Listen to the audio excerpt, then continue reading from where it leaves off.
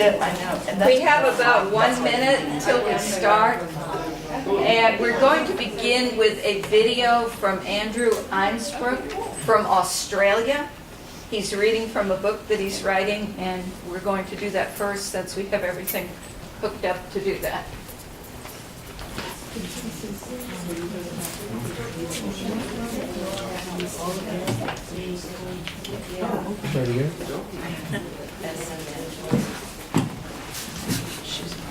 She's probably coming on.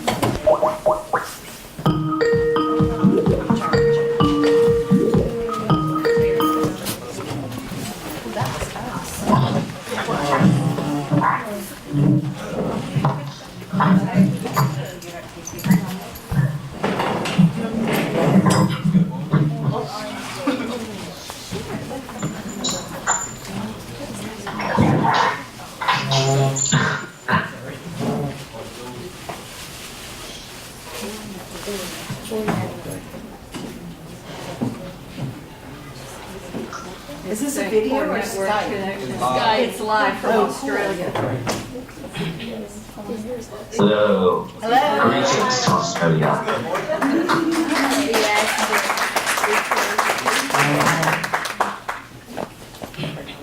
How you doing? Good. How you doing?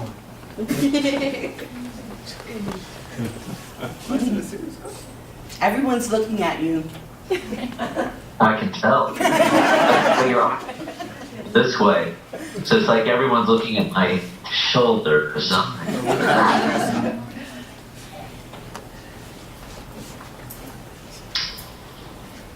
Shall we start? Are y'all ready? Would you What are like we me to saying? read an intro before you read? Yeah. Introducing. All right. No, I was off to the side. Okay, Andrew is the author of the humorous YA fantasy series, The Western Lands and All That Really Matters, as well as more than 100 books for primary-age readers.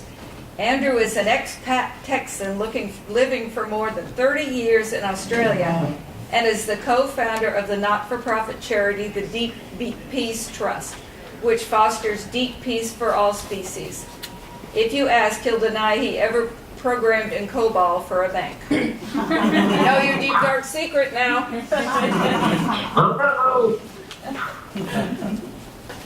all right. Thank you for that. So, hello, Lafayette. How y'all doing today? Good. How are you?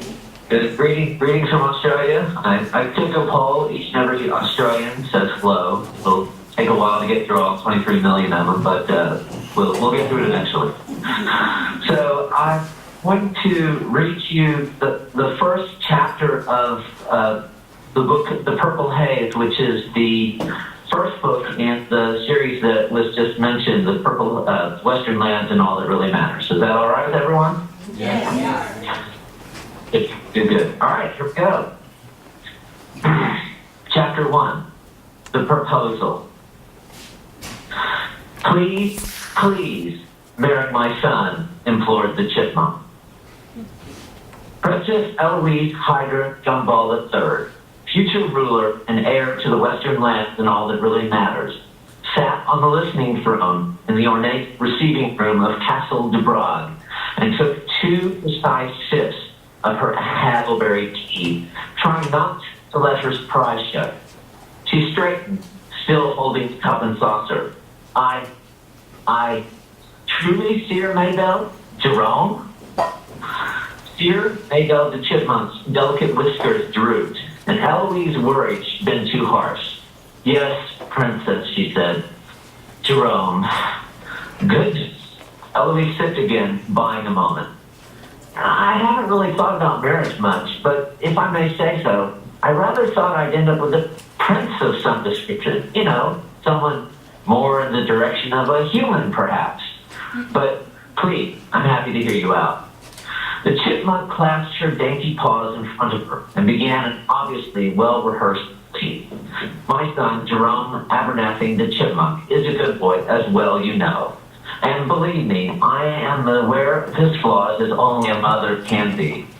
She extended her claws to enumerate. He's forgetful. He's awkward in small groups. He's awkward in large groups. He's prone to walking off into the la-la realms. His dress sense veers unpredictably and inexplicably from one garish color to another. He knows far, far too much about the musical plays of Lindy a Friend. He has a penchant for babbling about nothing when stressed. Then there's the whole unfortunate thing with jesters. Eloise nodded twice. One cannot characterize that description as unfair, dear Maybelle. But, Princess, I've searched the future with every tool I have. Methods common and obscure, profound and profane. Some passed down from my grandmothers 100 generations removed. I have stared into the flame of the burning fungus, scanned dregs of hackleberry tea, and listened to the sounds of the oracle bellbird. I've drawn the twigs of fate from the bag of kismet and sought wisdom in the gurgling mud of the elder's swamp. It embarrasses me to tell you, because it took a week to get the stench out of my fur. But I've even taken counsel with Gordon the Noisome, whose twitching earlobes have a strangely accurate predictive quality. Gordon the Noisome? Wow. Sir Maybelle was serious about this. Standing close enough to Gordon to see his earlobes twitch was a sacrifice no one should have to make. Everywhere I go, Princess, I see that my son's destiny is to be by your side. Sir Maybelle's voice slid down to whisper, I'm sorry, but I believe you must wed. Eloise took another sip of her tea, then set down the cup. The saucer clinked on the marble side table, which matched the marble walls of the receiving room. Eloise carefully smoothed the cup and saucer so they were in the exact middle of the table, on a serviette whose edges were equidistant from the tables. She placed the spoon on the saucer so it lined up with the serviette and the table. She would rather have put it across the top of the cup, but that would be taking it too far given that Sir Maybelle was with her. Until 3 years before, when court began demanding so much of her time, Jerome had been her best friend.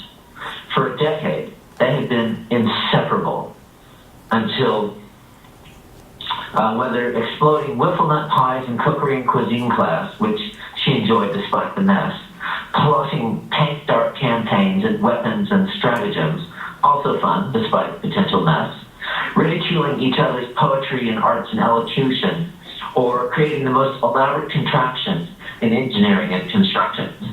It struck inseparable until court life had done the inevitable, separated them. Eloise understood Jerome like few did. He was a klutz, a clever klutz, a verbose klutz, a well-read, musically literate, historically curious klutz, but definitely a klutz. She loved him, klutziness and all, but like a brother and nothing else. Even ignoring matters of species, marrying him without a question. That's just not what she felt for. The problem was Sir Maybelle the Chipmunk. Sir the Chipmunk was the Western Lands visionary. There was never, ever escaping what the matronly Chipmunk foretold.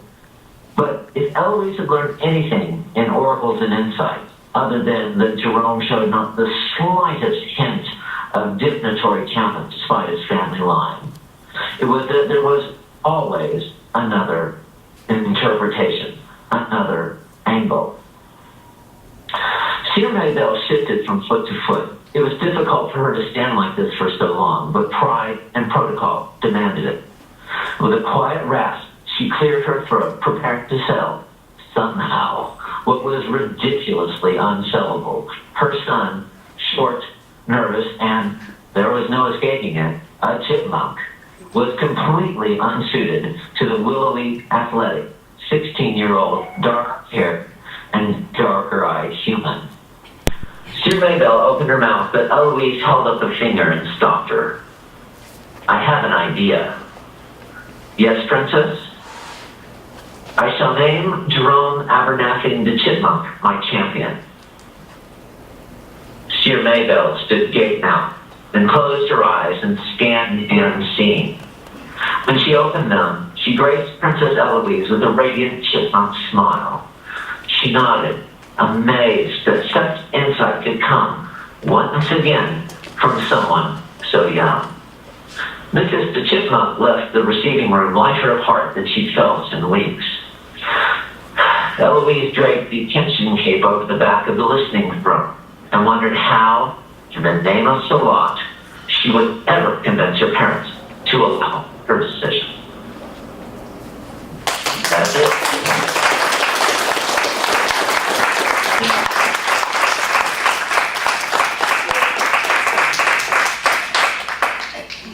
Available on Amazon and Kindle Unlimited. Thank you, Andrew. Woo. Thank you. Thank you. Well done. Please get coming up with a flyer for Andrew's book if anybody's interested. Very good. All right, well, you guys enjoy the rest of the word crawl, and I'm going to say goodbye. Have a great day, y'all. Thank you. Bye, Andrew.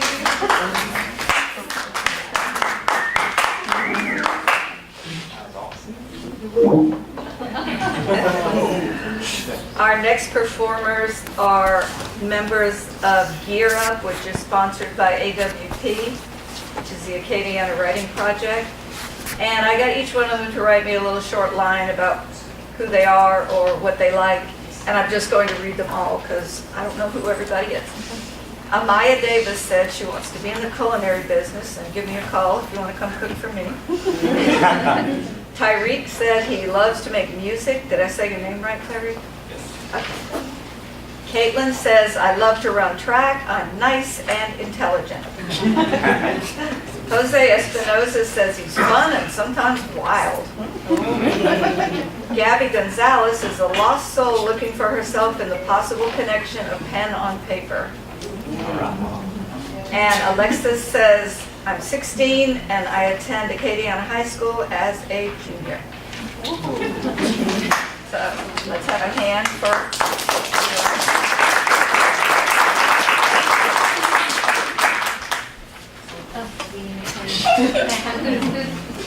Okay, Caitlin.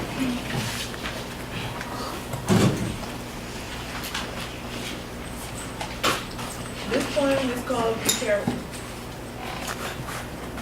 Being brave is not always a good thing. Brave can get you hurt at times, because speaking the truth can get you punched in the face. I can see the punch coming at me just because I'm speaking my mind. I can taste the coppery blood pooling in my mouth. I can feel the pain in my mouth like I had got struck with a toothache. Being brave is not always a good thing because I don't like having blood in my face.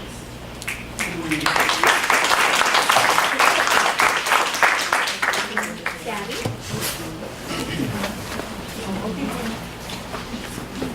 I'm Gabby, and this poem is called Good Pain. The intensity of pain will fade with time, but will always be remembered, because the blood dries up, but the scars remain forever. Just see the silent agony, hidden behind a smiling face, a bubbly personality. Feel the tears that put her to sleep, listen to the silence that cries. Please get some help, love. I am drowning in sorrow. Let me be with you. The intensity of pain will fade with time, but will always be remembered, because nothing is wrong with being what you've been through.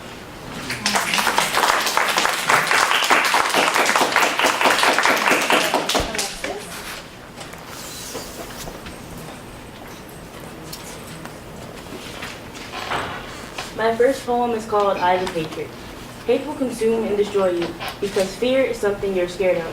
Just listen to the sound of my hands press against the keys and occupy this piano bench. Oh wait, that was once empty. Just listen to the world around us as they say, hey, how was your day? Good, I fell asleep in class today.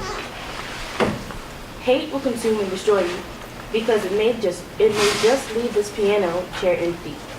The keys will no longer feel my touch, and you will no longer hear the sweet sounds of my playing.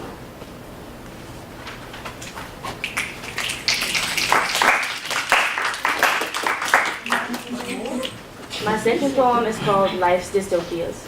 There once was a girl ready for a world that she seemed to get lost in. She found herself slowly slipping away in an ignorant world that couldn't care less about her. She didn't mean to go insane, but society began to drive her crazy. Everyone expects life to be this perfect bundle where everything goes well, but that hadn't been the case for her. She no longer wanted to be a part of the world she had been born into and began to form her own, slowly slipping away from her true reality. We all hope to get away from this world that has changed from one of love to one of our darkest dystopias. Everyone has turned to the only solution they feel they have to cope, taking their own life. But the minute you take your last breath, there's no going back. You cause a domino effect that can no longer be stopped by any force nor person. You just may cause someone else's world to fall apart, and as you fade away, you leave them with memories.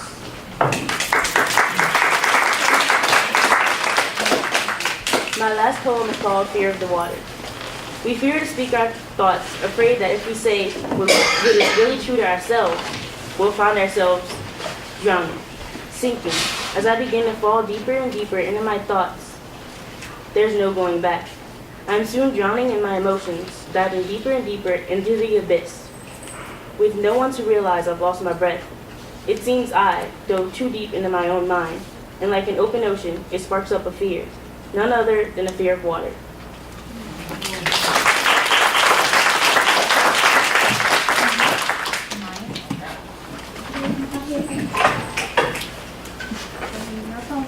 Death is a wicked thing. Death is a wicked thing that happens every minute. Because nothing worthwhile lasts forever. Just listen to the sounds of lost souls that have once been where we stand. You can see heartbreak that have once been felt as they take their last breath. This feeling breaks people. This feeling brings people together. Just listen to me pray. Why must this happen? It's all part of the plan. Well, I want control. That is a wicked thing that happens every minute, because everything you love may soon fall apart.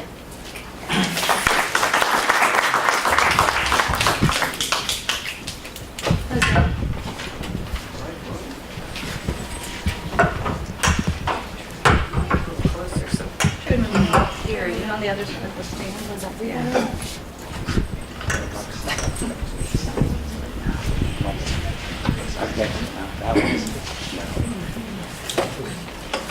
This poem is called Bleed Out.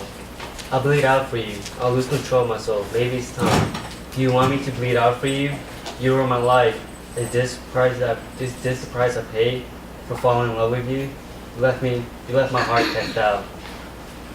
My second poem is called Star. You were my shining star. You were the dream that I always wanted. I wanted this to stop being a fantasy and make it a reality. I don't want to wait anymore. I want to live in the future, not the past. I want you in my world, not his. You live in the past that still haunts you, the shadows that's still there. Step out of the past and step into my future. My third poem is what doesn't kill me makes you stronger. Because of the knife only sparks to the concrete. Just touching it gives my adrenaline in my veins stronger. Just hearing the brakes squeaking, windows shattering, frozen time. Time is what still keeps me alive and stronger than ever. Every time I touch it. What doesn't kill me makes me stronger. Because time is everywhere, not here, and it becomes you. My final poem, Two Worlds. I'm not your type. We live in two different worlds. In my world, I try to make dreams a reality. In your world, you live in the fear of failure. It makes things impossible. You can't achieve your destiny if you're willing to fight for it. That's it.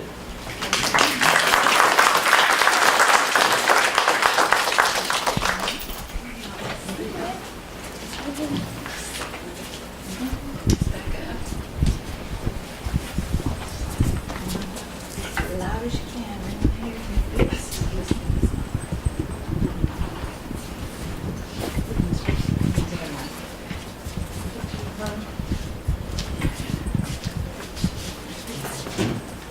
My poem is called Joy. Joy is a combination between excited and anxiety, because I know that joy can't last forever. Like seeing my brother that I haven't seen in a long time. His full cheeks, his bright eyes, his sweet smile. I miss you, Amber. I miss you too. How's school going for you? Good. Can't wait to see you. Joy is a combination between excited and happy, excited and anxiety, because they never stay long enough.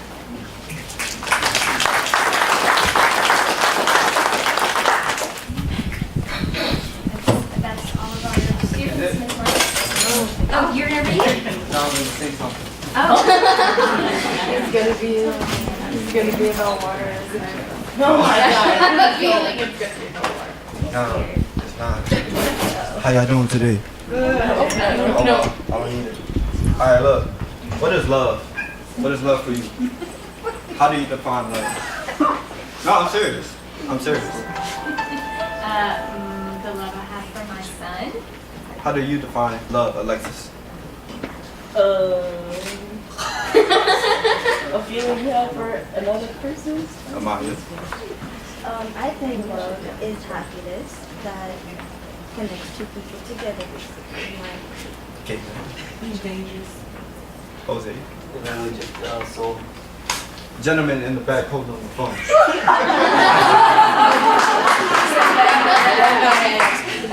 Not falling through the ice. My man on the camera back there. Baby, don't hurt me. Sir. don't hurt me also. My sir is standing on a chair. It's going to fall. Alright, look. As we all know, love is undefined. Am I right? Yeah. Like, love can be anything that you want. Here's how I define love. Love is when someone that cherishes someone and wants to be together forever.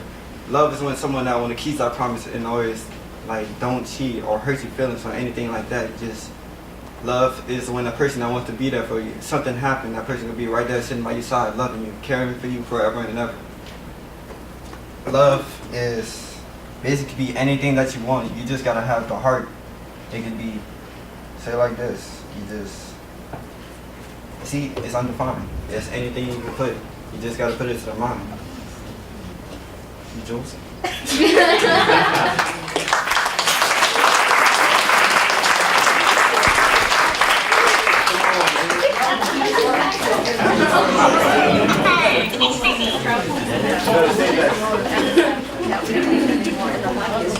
No, that is not on.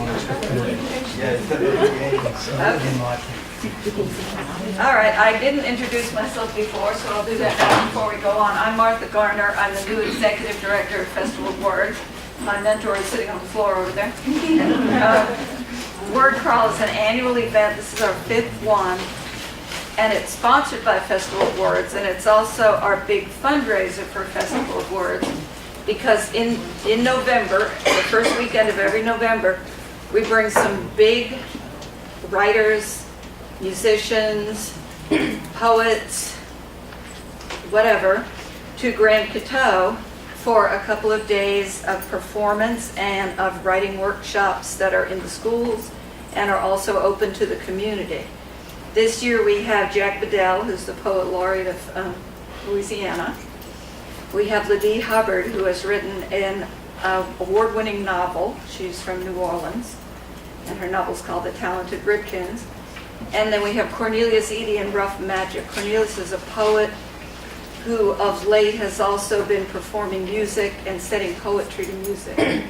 So it's going to be a very good festival, and I hope y'all will come out and see some of it, because that's what you're raising the money for. I also wanted to thank AOC. They've been filming the whole day for us, and they're going to be broadcasting it. So we really appreciate that you guys are doing that. All right, let's move on. Our next performer is Bessie Sinnette, and before I read her biography, I want to say that Bessie has won a prize for raising the most money. Whoa! So I have a gift card for her.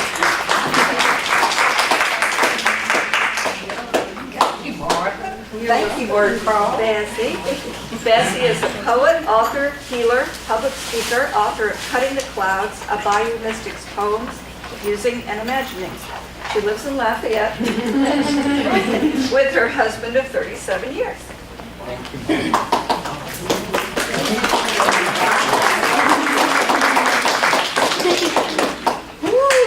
Young people, y'all are awesome. I have to say, I wish I had been that courageous when I was your age.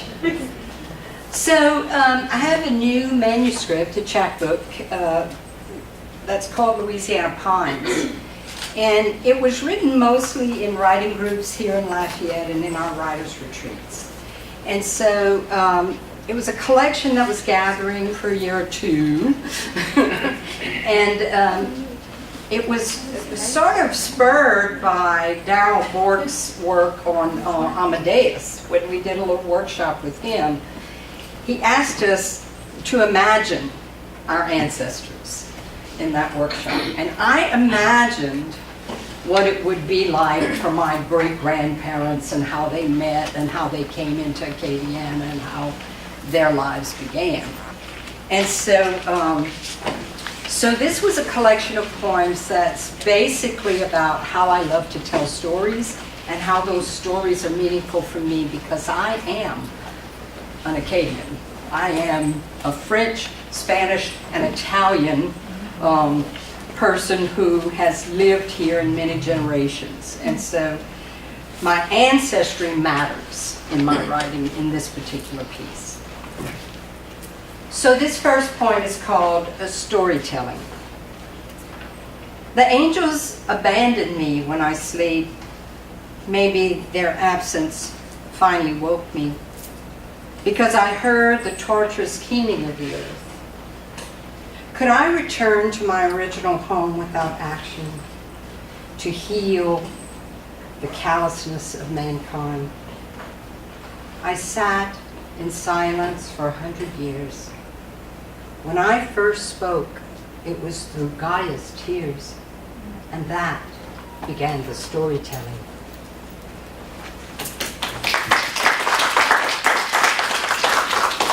And this is called Holy Stick.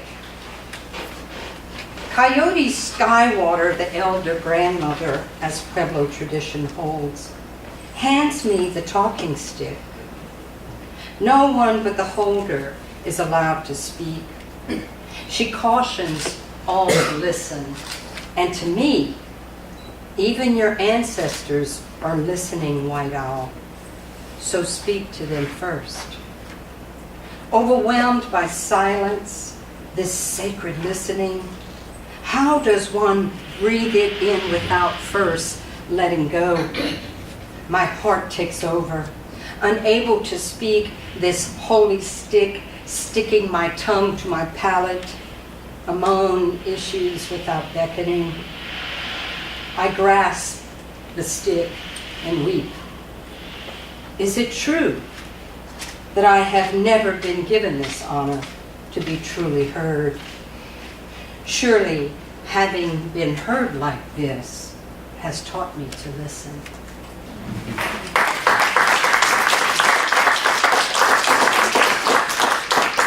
And this is called Dust, and it was inspired by Claire L. Martin's long poem, Crone.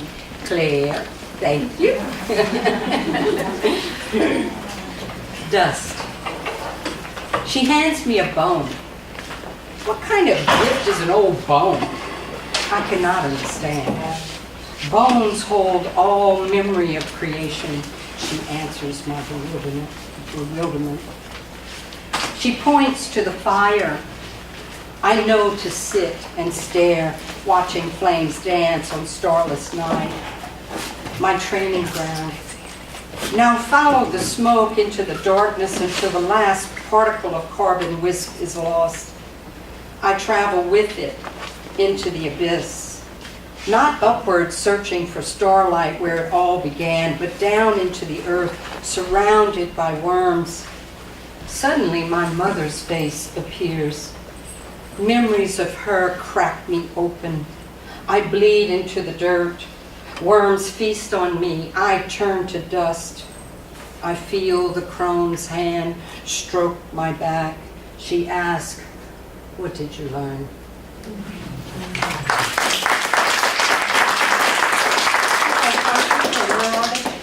Timekeepers in the back. How's I'm doing? You're doing good. You have 5 minutes. Oh, thanks. And this is called Bridgets. I grew up in Lower Baie-Lafourche, near Grand Isle. Spent a lot of time in Grand Isle, so any of you who have been there might relate. Long before the rotted main span fell into the pass between the Gulf of Mexico and Caminada Bay, wild horses ran free on this 7-mile island. In an effort to tame their environment, early settlers exiled their beauty and power to Grande Terre across the channel, a water bridge between lands destined to disappear. That gave shrimpers and cargo vessels access from the bay back into the Gulf. How many since have come and gone with intent to tame the Gulf, this island? Its sands shift from east to west and back again. Each year it diminishes when tropical winds churn against the shore. It remains naturally untamed. The old Grand Isle Bridge burned overnight by a careless fisherman, a refuge for late-night rendezvous, the place we released to the wind ashes of one we loved who died too young, the ghost of drownings in the water below, bridging losses, joining us to keen, to wail. Charred pieces of the bridge now flotsam deposit on the beach in the rhythmic lapping waves, like calcified remains from the ashes of our lost friend, taking a piece home as a keepsake, memory into myth.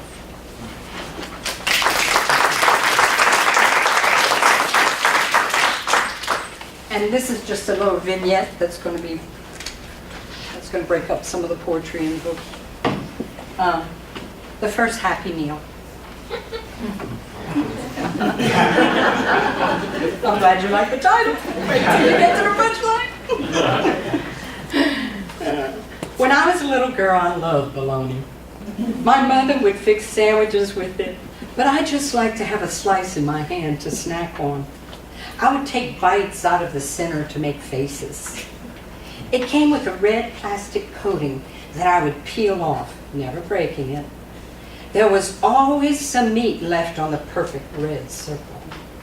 I had a space between my bottom teeth that would scrape every morsel into my mouth. Then once I finished the snack, I had a toy. The plastic circle became a bracelet or a string for the game cat in the cradle. I was so tiny then, it could even be stretched over my head as a hairband. It gave new meaning to playing with your food. Having children myself, I am sure that my mother was just grateful that I was being entertained with my own personal Happy Meal. Something else that occurred to me later was that my mother was pinching pennies and gleaning time to do other duties by giving me bologna. It never occurred to me that bologna was economical. I just loved it. In my mother's era, swearing was never done, at least not within the earshot of the child. I remember being in our 1959 Chevy traveling on Highway 1, heading south down by Lafourche, when a car suddenly pulled out in front of my mother and she shouted, "You ass!" Even as a youngster, I had a pretty good vocabulary, but I had never heard the word "ass" before. And, or since. I chuckled silently because I knew my mother was actually calling the route driver an ass.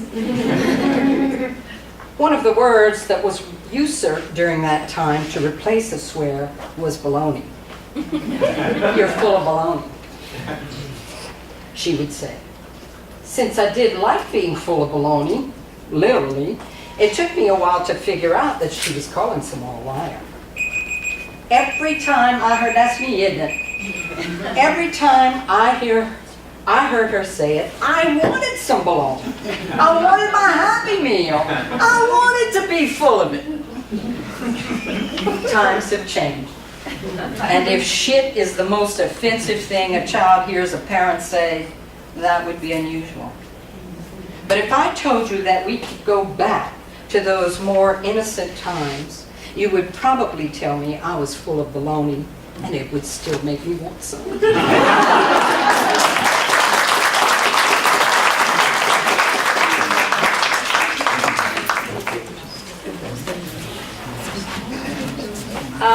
I just wanted to introduce our timer, Peg Vermeer. She's over there with her faithful phone. And she will signal 2 minutes when 2 minutes are left.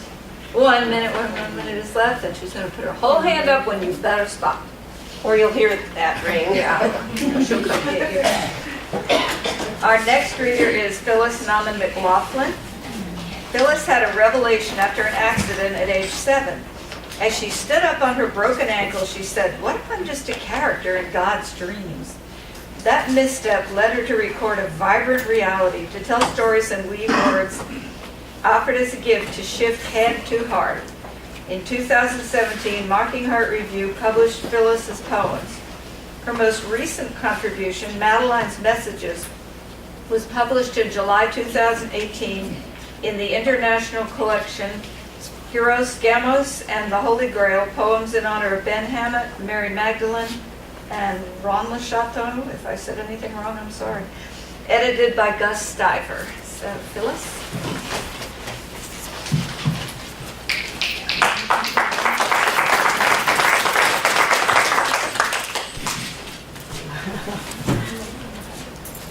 Must be important to get the mic. I guess. I don't know how good I am at holding a mic. Short theme here is to be dark, light, grief, and mystery.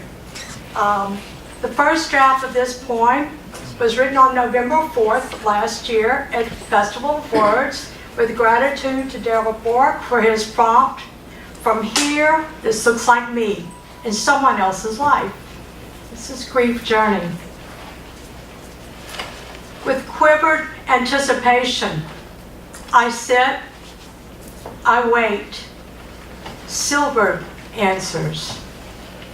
My green grief journey, an open treasure chest, spiraling memories, old silver-tongued prints. You assist my footfalls still. Crystal mountains and the grasslands hold us. From here, this looks like me in someone else's life. The rugged textures pierce, but silver-tongued life perseveres.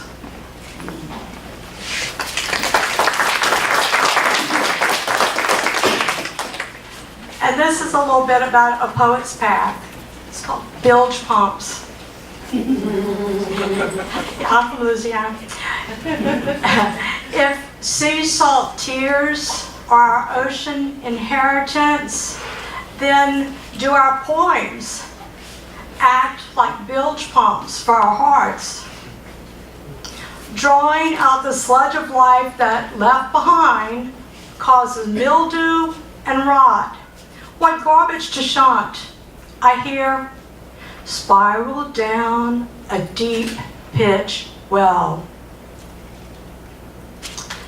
I prefer a rose-scented paradigm, place of love and light, beings who sing sweet songs to my soul, filling station for love and gratitude. I do not want to put on white shrimp boots and wade into the slurry of my past, of youth's broken promises, of an unbalanced world's fury. Fantasy in the pit. Wait, there is a beautiful being coming to me. It offers me a gilded ladder.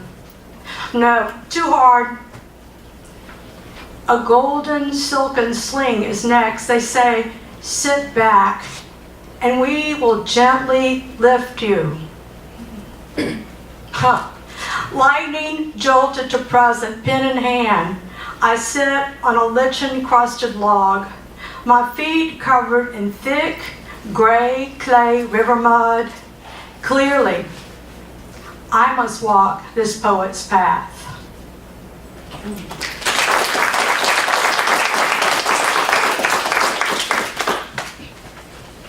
This next one is called Madeline's Messages, and it was published just this March on the feast day of Saint Mary Magdalene, who in France is known not as a prostitute, but as a healer. So it's full of all sorts of symbolism, and that's all to say. My head is struck from above by 3 cedar cones.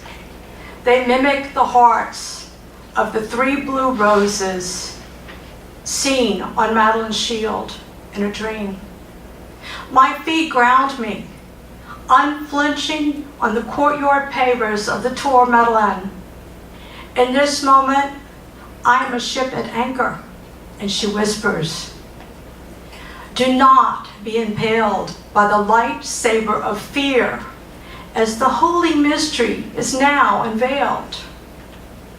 Robed men, posing as holy, long ago built dark walls, tales of woe that took control and overthrew the multitudes. The many so lowly, not even assigned a place of the pawn. This game of chess to be played on her universal field of black and white squares, they are but in a 2-dimensional world. What if now we are beyond duality? Within Cathar Castle walls, a tapestry, the dragon bared its belly as Mystic Madeleine sang angel chant, and she performs bloodless exorcism. Her songs held the secret love notes of the unfolding spiral universe. Legend says that when a pure heart stands at the feet of the Madeleine, her hand moves in healing prayer. A birch twig dances with the glory of sacred geometry. Tears fall from her eyes and turn into crystal stone keys that unlock the promise of the golden cosmic egg. Was that just a dream?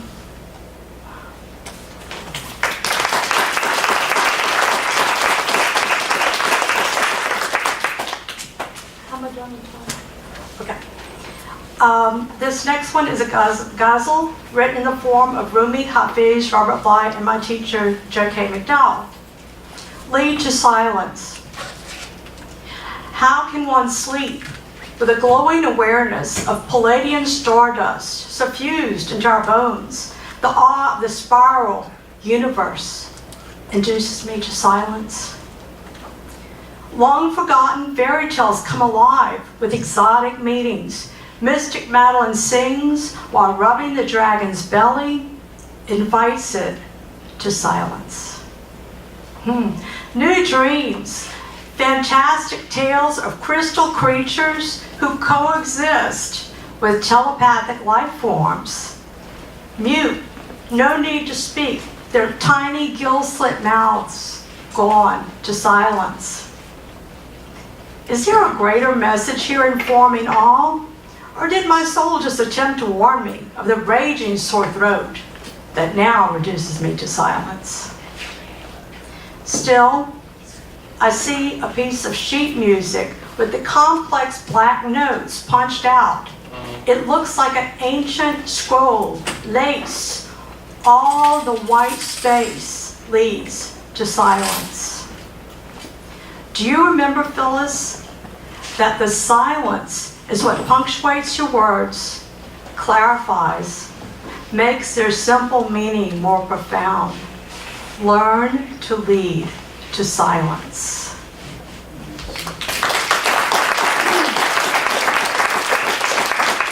I have one last one, and it's interesting. It mixes grief and joy.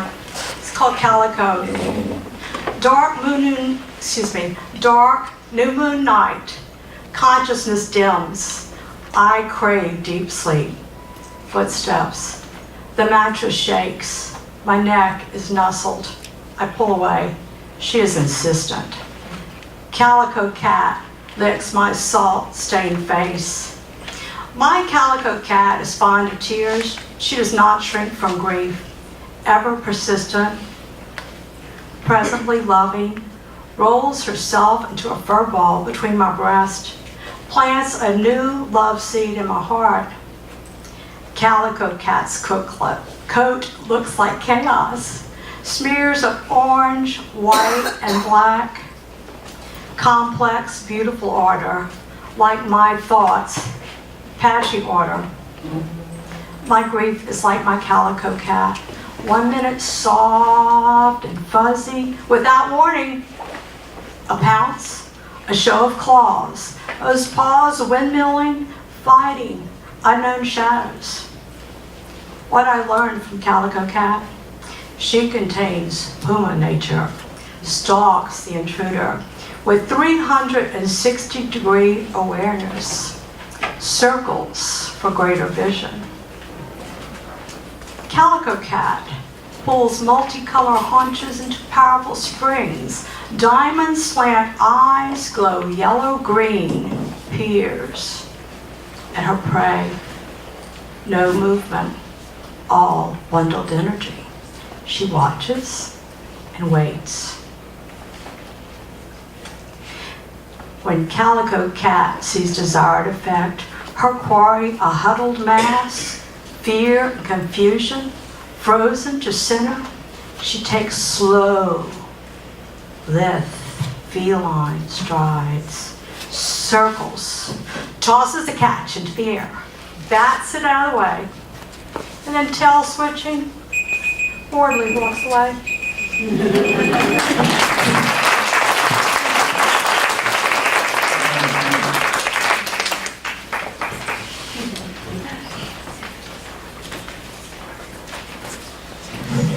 Our next performer is Bradshaw. He's from Bellevue, Louisiana, and attends Magnet Academy for Cultural Arts.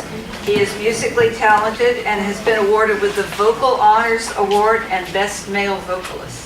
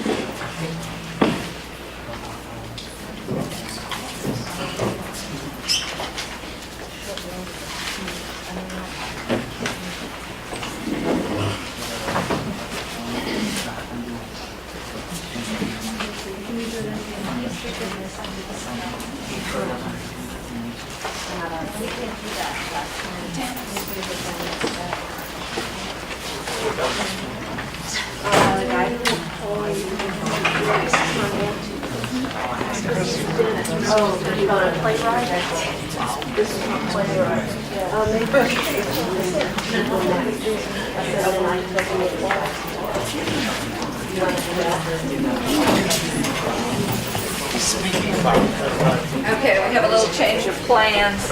We need to work out some technology issues. So we're going to move on to Tyler Sheldon. Tyler Robert Sheldon has 4 books, including Driving Together, published by Meadowlark in 2018. His poetry has appeared in the Midwest Quarterly, the Dos Passos Review, and other venues. And I've heard him read, and I'm excited to hear him read again.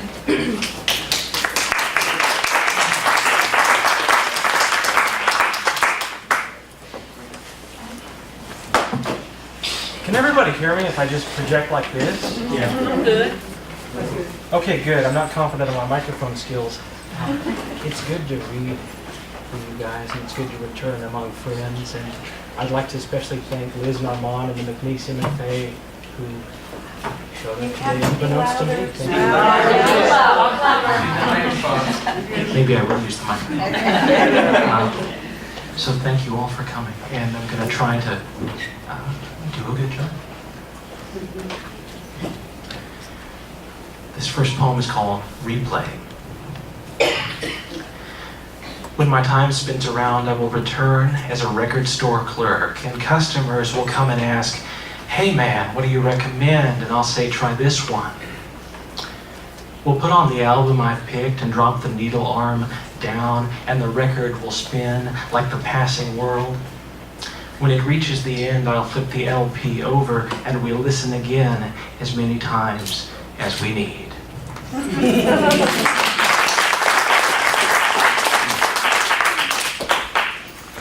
I'm going to share just a little bit about myself. I was born 3.5 months premature. I was an identical twin. I made it.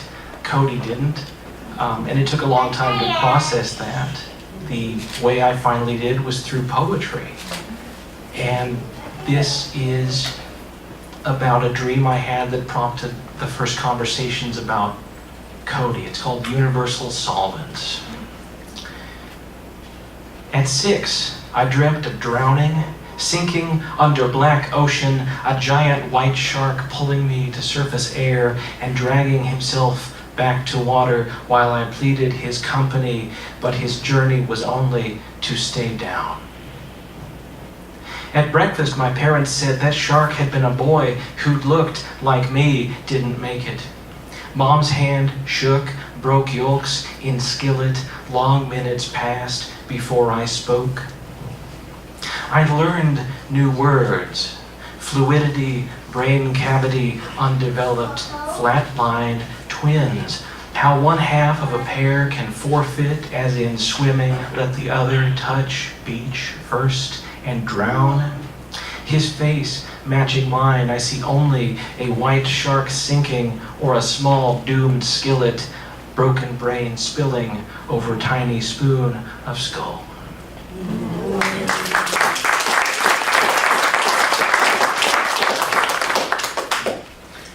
This next one's called Lemons. As a baby, I'm told I ate lemons, grinding pulp between nubby teeth, spitting seeds to the wind or the garden overgrown with yellow marigolds. Our schnauzer ate gummy payday candy bars, peanuts in his sharp doggy teeth, while my parents painted the kitchen yellow.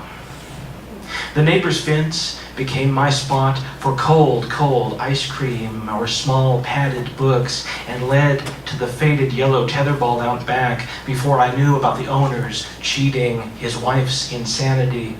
Even then, I was across the street anyway, in the middle of Oz, where I was safe. The street corner's giant wooden bear kept me safe on walks through our neighborhood. I would sail my yellow paper ships in the backyard pool, make vinegar volcanoes, be a kid because I was good at it and I liked it that way.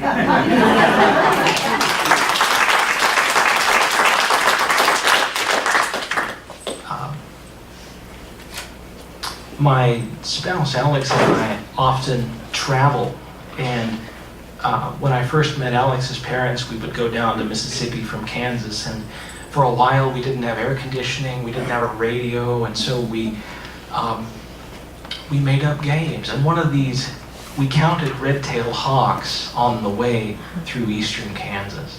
And so this one's called Red Tails.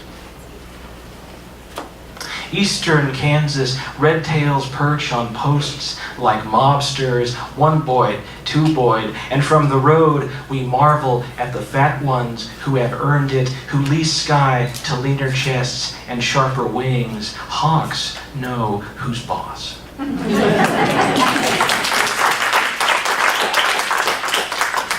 Disclaimer, I am from Kansas. I'm fairly new here, moving down for graduate school. But here's another Kansas poem anyway. It's called Sea Ghosts of Kansas. Out here on the plains, none of us really know all that much about what we're doing, and in this sea ghost of tall grass we call home, the smallest rocks and calcified shellfish which creep into our sandals and homes are comforting and disarming, and often in the same breath. We are the dubiously welcome newcomers here, and not just to any ancient people. Once, if you didn't have gills, then what the hell, after all, were you doing out here?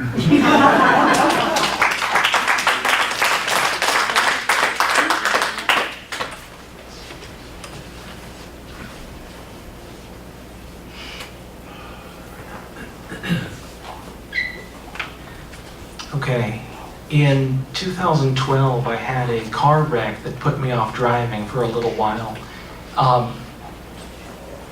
And I recovered the ability and the confidence to drive after moving down here for graduate school, because how can you not and make it work? And so this one's called Waking After the Wreck. Hutchinson, Kansas, 2012. The cop knocked on cracked eggshell windshield and mouthed, "Can you get out?" pried driver door open over broken airbag yoke. Across the street, the big truck rumbled and the driver paced dark pavement. Passenger slumped in their seat, crumpled asleep. And back of my car, undercarriage tumbled easy into the nighttime Kansas street.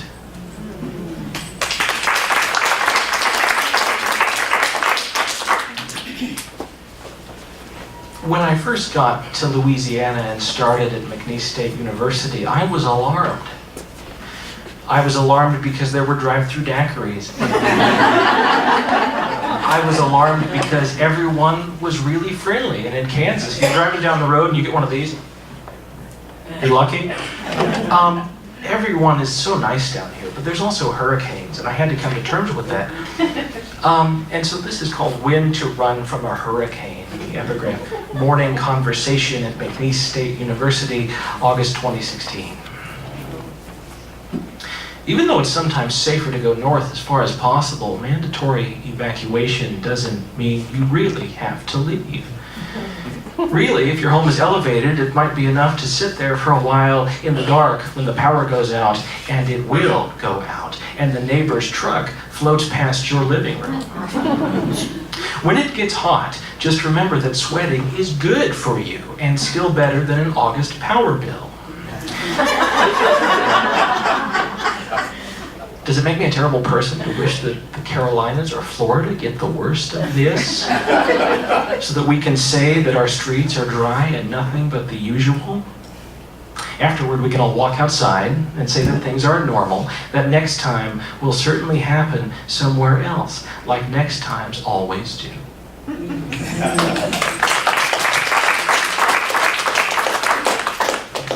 In Louisiana, for the first time in a long time, bye guys. For the first time in a long time, I mowed a lawn. I had a lawn. I had a house, not an apartment. It was great. But in Louisiana, grass grows really fast.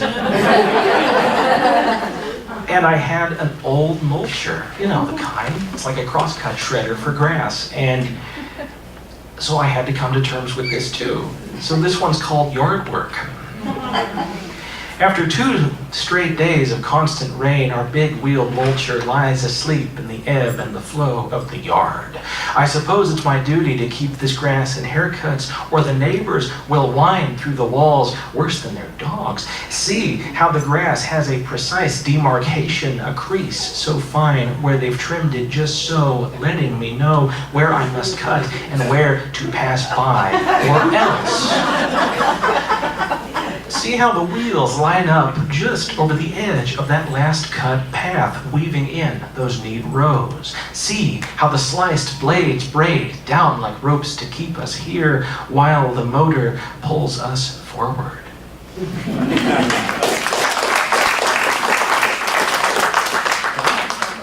Oh, I'm going to read 2 more poems. Read fast. Okay. This one's called Catharsis. It's another Kansas poem. A taxi driver clears his meter on a Kansas street.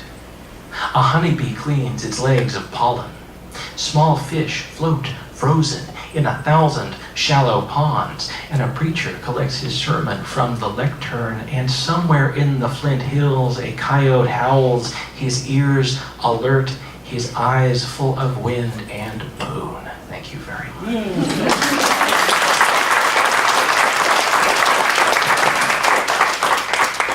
And I don't normally say this, but if anyone's interested in reading more of these poems, I have books here.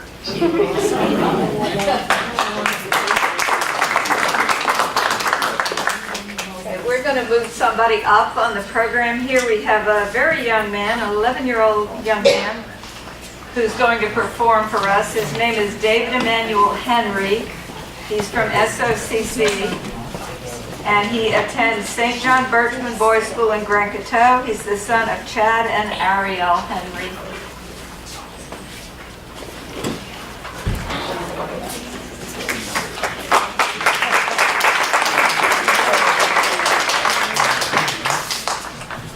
Hello, my name is David Henry, and I decided to do something on Mexico. As you look at the poster, you can see I have 6 different pictures. This first picture was, I was on about 3 weeks. We went to Mexico. Right here is my great-grandmother Felipa. This is my mom, and that's me. And right here is the Palacio de Gobierno, which is the government palace. Down here we have the Cerro de la Silla, which translates to Saddleback Mountains. And here we have me at a cactus farm with my mom, my grandmother, and me.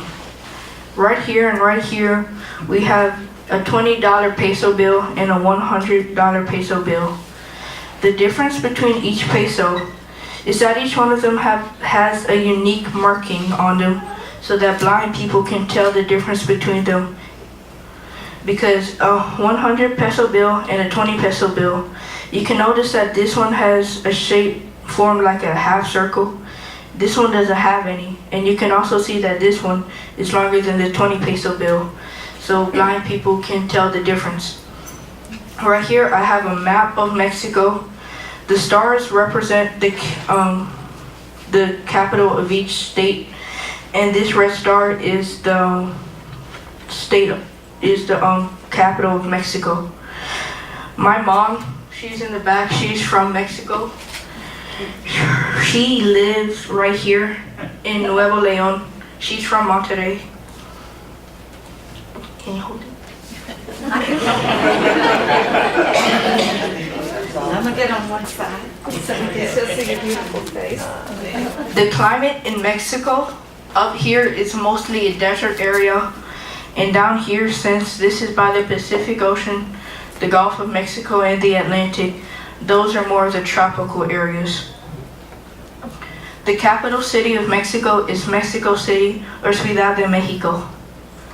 Famous people from Mexico include Javier Hernandez, also known as Chicharito. He's a famous soccer player. David Alfaro Sequeiros, who is a painter. Guillermo Gonzalez Camarena, who invented colored television. And Navid Azodi and Thomas Pryor, who invented the sign aloud. Another famous person from Mexico is Frida Kahlo, and she is a famous painter. And right here is my sister dressed up as Frida Kahlo.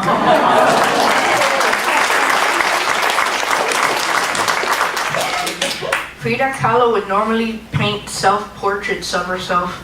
And a fun fact, she had a pet monkey. Right here is the flag, the Mexican flag. In the middle, you can see an eagle trying to devour a serpent. That was based off of a dream one of the Aztecs had. And so they decided to put that dream into the flag. Some of the main foods from Mexico include tacos, which I hope you all know what that is.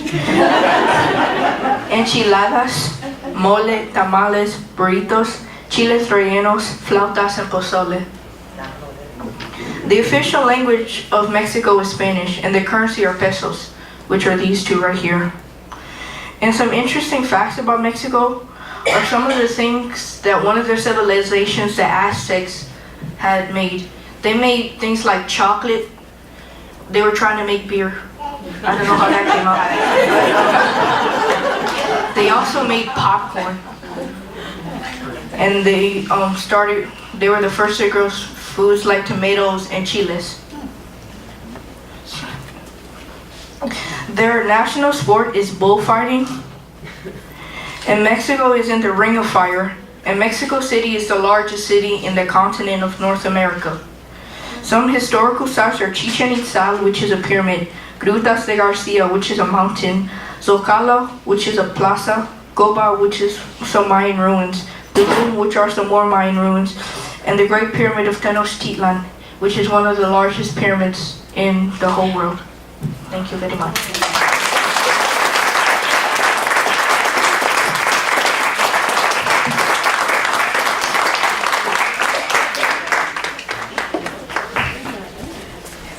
I'm impressed by the awesome amount of research that went into that project and by the work on the poster as well.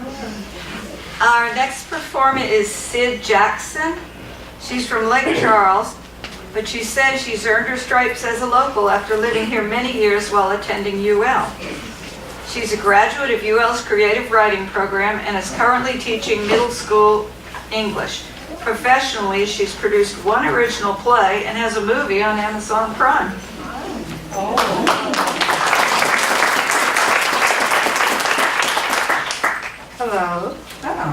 It's been a long time since I held a mic. Sorry if I get too loud. This is a piece of creative nonfiction that was drafted in a grad school class at UL, but this is the first time I'll be sharing it with anyone in its finished form. You'll hear me switch voices throughout. Daddy, mommy. Girl, you see that? Now what I told you. When I first try to remember my uncle in my childhood, all I see is me in a hot pink short set running. There is green grass, soft and almost half a foot tall. My pigtails are swinging with knockers on the ends. Medium-length plants, not too long. Then I see the concrete porch and its 2 posts. I'm around 5 years old with chubby arms and thick thighs. My almond-colored skin has been burning in the sun from my solitary play, pushing forth my red undertones. I did not know the word for undertones when Mama mentioned my redness nor what it meant. I knew that I was hot and itchy, that it felt like the sun flowed in me the way my blood did, that the red in my skin that usually came with this feeling was more today. Today, it was vibrant. Look at you, red just like your grandma and your uncle. I did not know my grandmother, and so the first part of the reference was lost on me, but my uncle I knew. He had been the part of my dad's family who chose me. Mama must have remembered this fact because she didn't mention my grandmother anymore. Mama told me Uncle Ray Boy's red undertones were strongest when he was a boy, and that from what my dad told her for years, Ray Boy looked red. Well, as red as a black boy with Louisiana Indian blood can look anyways. So they called him Red Boy. Then Ray Boy was just something that evolved over the years and stuck. A simple mispronunciation that strangers thought they had gotten right. Still, today, when lounging in the sun, I'll wait for the hot itch that creeps on my skin before the redness comes in, and anticipate. Then I sit in the feeling, my eyes closed, the heat flowing all over my body. And right when I'm certain it has arrived, I give myself a moment to remember you, searching, remembering, and then holding only my smile. See, you're sassy with your plump self. Understanding must have been important to me then, and clear lines, clear, clean-cut lines. Yes. See, I've never been one too settled with in-betweens. I accept a few more than now, but still, I like my lines. And Stephon colored within none of them. He confused my kindergarten brain, blurring lines I did not know could move. And since it was him who threw me into the chaos of questioning, it was him who I expected answers from. My chubby thighs helped my feet to plop down with force as I marched across the checkered vinyl floors of the kitchen. It was time for a questioning. I know what you look like, but you sound like a man, said my tiny voice. My neck craned to meet his eyes. How did he blur those lines? Determined to place him, what are you? I asked. This was me and Stephon's first encounter. Trans was not a word in my vocabulary when I met Stephon. I do not think it was a word in many children's vocabulary during the early 90s, or his. Then, the term was he, she, or nothing at all. Just a quick glance to avoid staring. Stephon was a tall, swank man who preferred the cling of women's clothing to match his honeycomb-shaped weaves and red lipstick. A $1.45 of yellow-skinned sass and red lipstick. And my uncle's best friend. I didn't understand the friendship between my uncle and Stephon at first. He was beneath him. After all, my uncle had been to college and he was a professor, while Stephon still lived in places I knew to lock the doors. But Ray Boy was like that. He knew people I thought he shouldn't. People I thought he should have said goodbye to years past. Years when he spent time like spare change. Goodbyes were never his strong suit though. He either said them or just faded out of the picture. That was his MO. I'm sorry, Luigi. We have chosen to wear lavender. the family's decision to show that this will not be a solemn event. I want to wear a skirt, but there are none in my closet that seem to fit me or today. So instead, I wear gray polyester blended pants from Target and a cream top. The top is pretty. It accentuates my curves nicely. Well, if I can't look soft in a skirt today, it's best I look poised in pants. They want me to speak at the service. I'm still not sure if I can handle it, but I must. I am the only grandchild who knows you, the person. Little chatty Kathy is a close second. She's far too young to compose herself. She's only a child, while I am days away from 17. The only lavender I have is a pair of suede-like kitten heels, hand-me-downs from a former church member. But no purse to match, only an oversized white faux leather duffel, and it's far past Labor Day.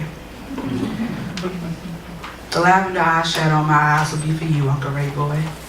As for the bag and shoes, well, we both did favor turquoise. Ready, Luigi, Mama calls. It's time to ride to the church. We grab our crutches, purses, handkerchiefs, notes, and peppermints, things we'll hold on to get us through the day. Then we ride. The air between us all is stiff, yet light, and so we move in making gentle sounds of talk. We say nothing of importance, empty things that keep our hearts from sinking. We know how God has given Ray Boy a pretty day to be buried on. I like to imagine the day you died was pretty, but I cannot know. We have only the medical examiner's report to go on. I picture her with you, her, as if I can be certain the examiner was a woman. I hope it was a woman. Somehow the belief that it was makes me trust she was gentle with you. You didn't have enough of that. Uncle Fuzzy says there are 2 holes in you. His wording makes me think they are gunshot wounds or stab wounds or maybe just holes of no importance. You were found in a field. Perhaps some animal found you first, or a bored teenager. The holes were put there for some reason. I expected you to die in a bed with us by your side, not in a field alone.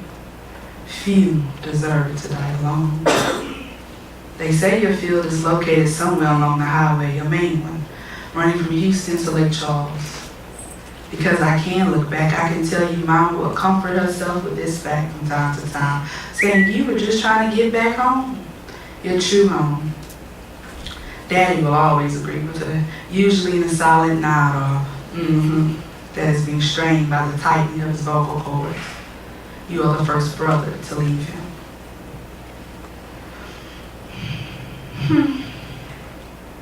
Daddy said he had seen Stephon recently. He assumed Stephon had an appointment at the clinic. What else could have brought him to that section of the hospital? The mention of his name brings a pleasantness that is only slightly tinged when you remember why he would be at the clinic. Daddy says the sores in Stephon's face are settling with the grayness, his yellow skin a more sickly tone. There was no mention of his familiar honeycomb weave or sleek dress. Your brotherhood of sickness has reduced him to a windbreaker. We sat in the living room, alternating between warm comments and silence. Comments of untold or barely remembered moments with Stephon, and silence filled with wonderings. In my silence, I wondered if the AIDS would take his mind like it took yours. Then I thought, at least he won't die in the field. I am not sure, however, he will escape dying alone. The moment ends and we are allowed to return to our routines. Mama changes into her lounger. Daddy pulls off work boots and 2 layers of socks that replace the pricey insoles he can't afford to buy again. And now I flip channels in my room. Bye, girl, with your plump self. Goodbye. Goodbye, Ray Boy.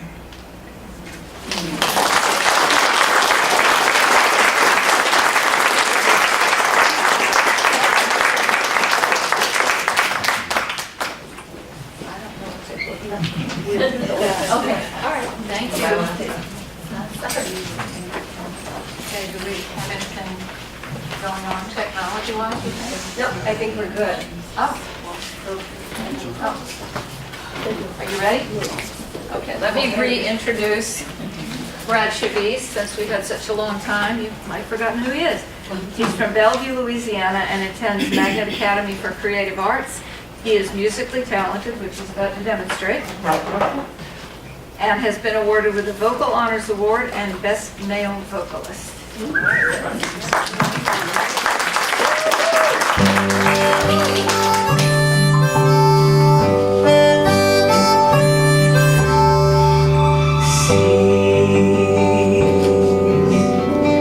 Upon that moment long ago,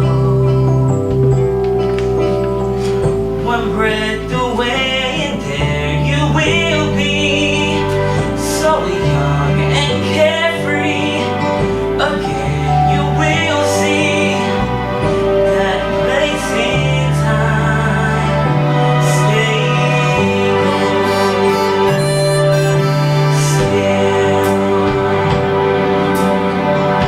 way into that way back when you thought that all would last forever, but like the weather, nothing can ever be in time stable. But can it be when we can see so vividly a memory? And yes, you say so must delay to fade away and leave a ray of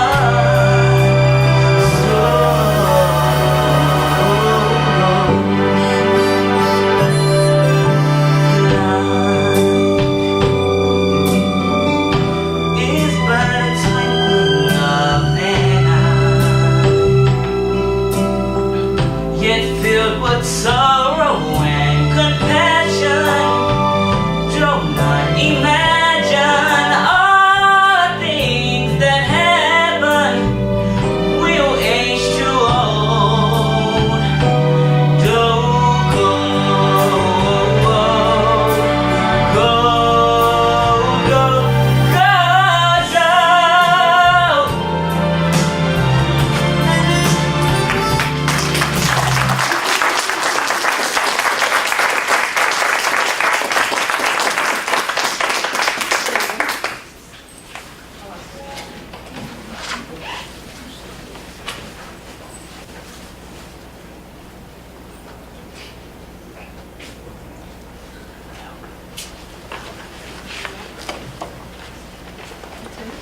I don't know what happened, then I'm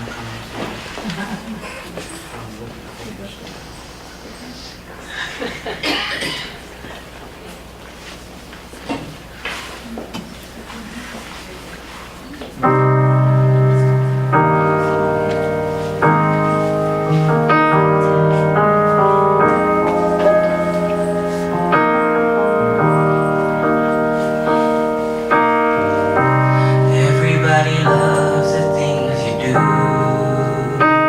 from the way you talk to the way you move. Everybody here is watching you, 'cause you feel like home. You're like a dream come true.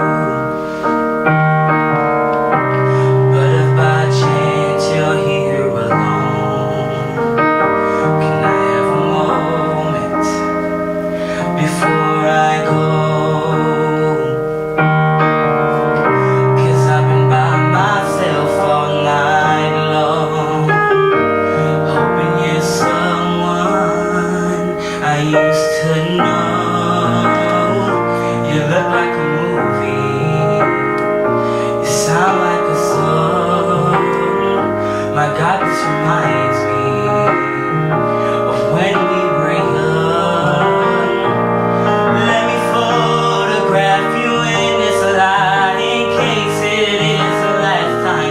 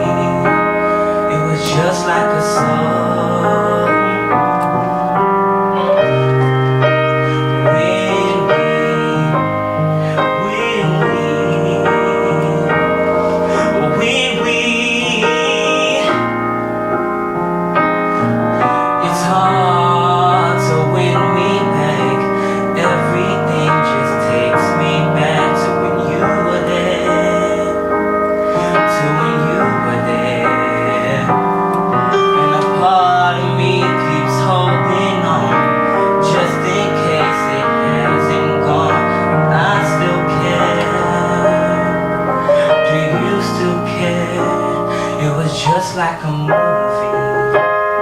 It was just like a song.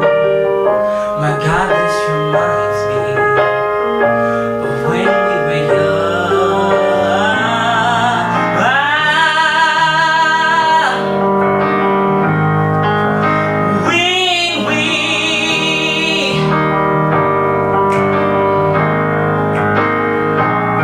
Let me photograph you in this light in case it is the last time that we might be exactly like we were before we realized we were sad of being old and mentally reckless.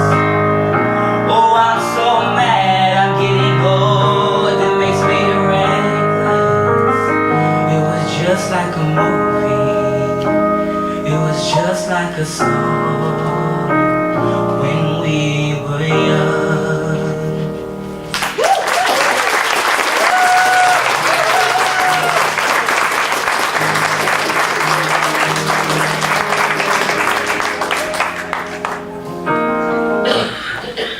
My last one.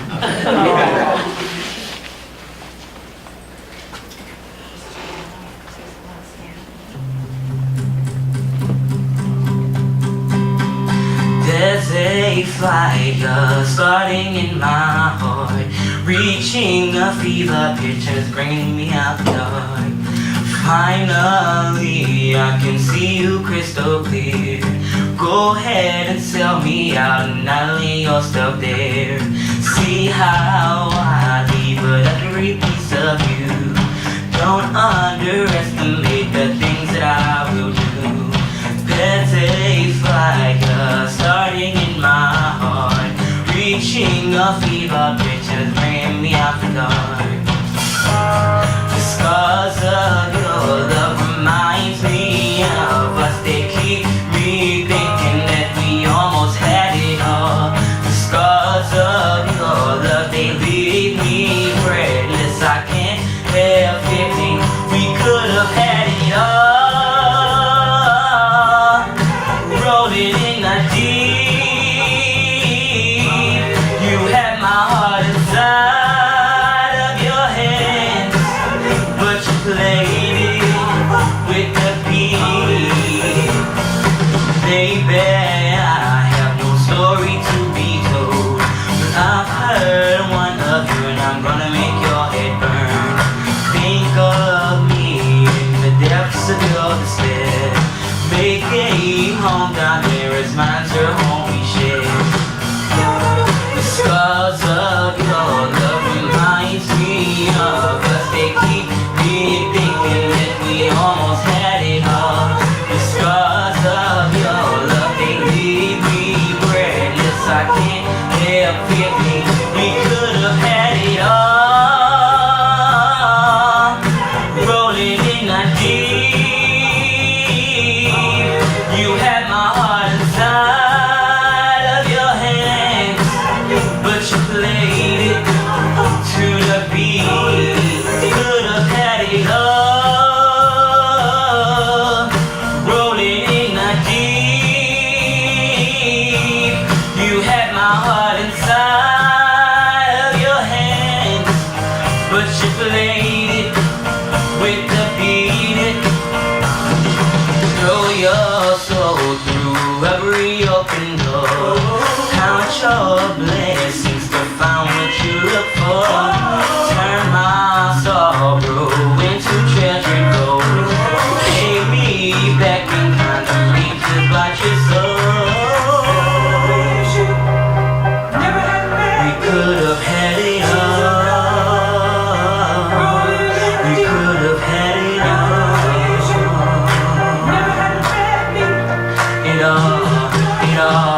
It all. We could have had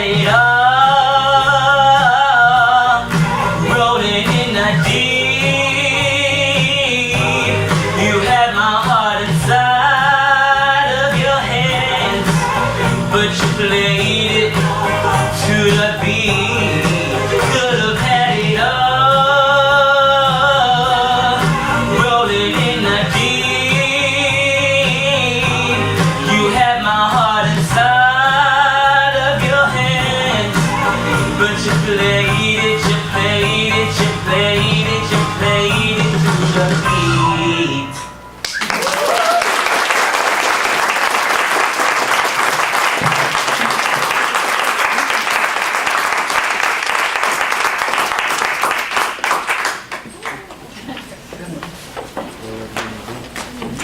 Well, between that young man and Gear Up and David Henry, we don't have to worry about the future of the arts in the area. See a lot of progress here. Our next venue is going to be Rev Coffee House, and they're down the street a little bit and on the other side. They have great pastries, great coffee, great atmosphere, and we'll have a lot of good readers there. Yes, Peg is coming around. Good old Peg. She has a bucket into which you may make donations, which are greatly appreciated. And you can have one of our awesome word crawl buttons. And she also has a sign-up list if you would like to volunteer to help us out at Word Crawl next year or at Festival of Words. We love volunteers. Thank you, everybody. Good job, Marcia.